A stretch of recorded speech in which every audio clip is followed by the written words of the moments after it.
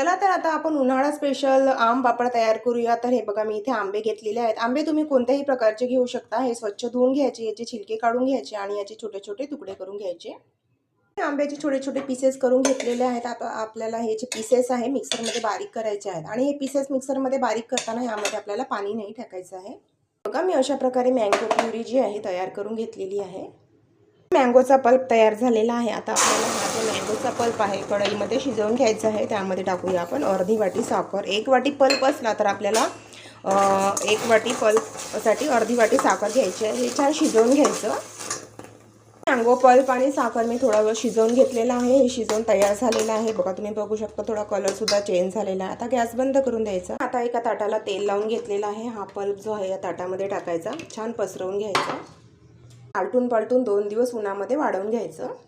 तर हे बघा, आम पापड तयार झालेले आहेत। सबस्क्राईब करा मराठी किचन विथ